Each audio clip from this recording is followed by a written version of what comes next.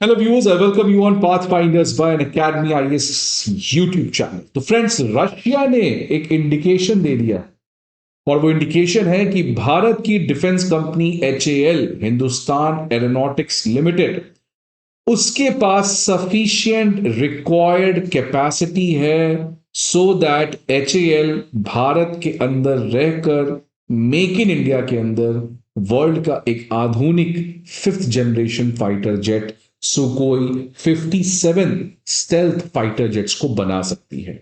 तो friends, Russia की एक टीम भारत आती है, एचएएल के तमाम डिफेंस इंफ्रास्ट्रक्चर को स्क्रूटनाइज करती है, इन्वेस्टिगेट करती है और यह पाती है कि एचएएल के पास एक सफिशिएंट कैपेसिटी ऑलरेडी एग्जिस्टिंग है कि एचएएल जो है उस कैपेसिटी को थोड़ा और एनहांस करके जल्द से अपने आप को रेडी कर सकती है to produce the world's fifth generation fighter jet which is the Sukhoi 57 fighter jet.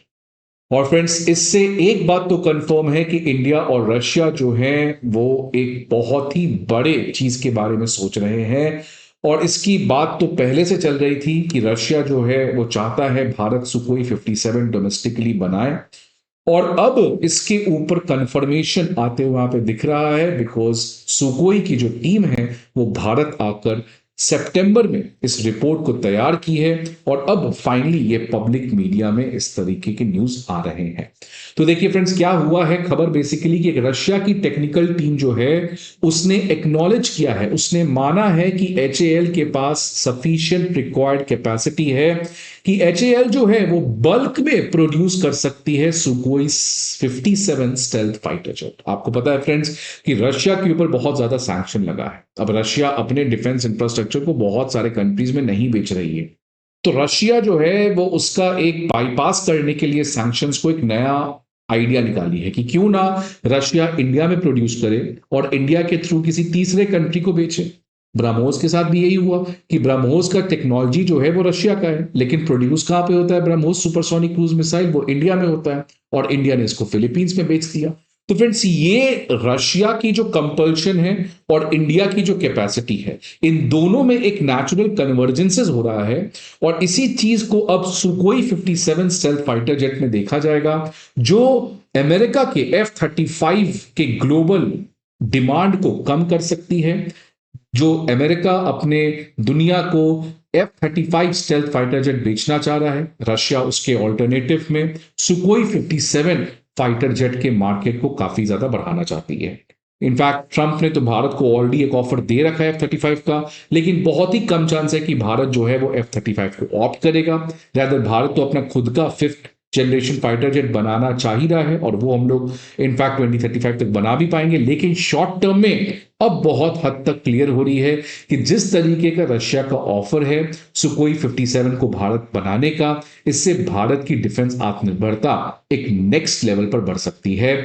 और इससे और क्या बेटर ऑफर हो सकता है कि रशिया ने अपने इंटेलेक्चुअल प्रॉपर्टी और फुल टेक्नोलॉजी ट्रांसफर करने को भी एग्री कर लिया है और जल्द ही डील जो है दोनों कंट्रीज के बीच में फाइनलाइज हो सकता है। तो देखिए फ्रेंड्स, ये खबर आ रही है कि रशिया की जो टेक्निकल टीम है वो सितंबर के महीने में एचएएल के जितने भी प्रोडक्शन फैसिलिटीज थी उनका एक उन्होंने टूर किया और टूर में ये चीज पाने का प्राप्त किया कि क्या एचएएल के पास रिक्वायर्ड कैपेसिटी है। और अब जो Sukhoi design bureau and other defence entities जो हैं उनको एक रिपोर्ट सौंपा गया है बाय द रशियन डेलीगेशन कि एचएएल के पास ऑलरेडी 50% रिक्वायर्ड कैपेसिटी है to manufacture the fifth generation Sukhoi 57 stealth fighter jet. मतलब 50% ऑलरेडी ये कैपेसिटी है और साथ ही साथ एचएएल के पास ऐसे और भी बहुत सारे रिक्वायर्ड कैपेसिटी हैं कि वो इस सुकोई 57 को बना सके। और इसका रीजन है कि एक लॉन्ग टाइम टेस्टेड पार्टनरशिप, क्योंकि दिसंबर 2000 में ही इंटर गवर्नमेंटल एग्रीमेंट हुआ था इंडिया और रशिया के बीच में और उस समय से सुकोई सीरीज के जो फाइटर जेट्स हैं उसमें भारत ऑलरेडी एक बहुत बड़ा प्रोडक्शन कर ही रहा है और इसी का नतीजा है कि आज सुकोई 57 फाइटर जेट को बनाने के लिए एचएएल के पास ऑलरेडी 50% रिक्वायर्ड कैपेसिटी यहां पे है। कौन कौन से फैसिलिटीज को इंस्पेक्ट किया गया था। उसमें पहला है HAL का नासिक डिवीजन, जो फाइनल असेंबली लाइन है इस समय सुकोई 30 MKI फाइटर्स का। कोरापुट डिवीजन, जहां पे हमारा AL-31FP टर्बोफैन इंजन बनाया जाता है। Strategic electronics factory in Kasaragod Kerala, जहां पे हम लोग avionic component such as radar, airborne computers, daily processors Sukhoi 30 MKI field के लिए बनाते हैं। तो इन तीनों कैपेसिटी को इंस्पेक्ट करने पे फाइनली रशियन टेक्निकल टीम ने अपने लीडर को ये रिपोर्ट सौंप दिया है दैट HAL जो है वो 50% ऑलरेडी कैपेसिटी उसके पास रखता है।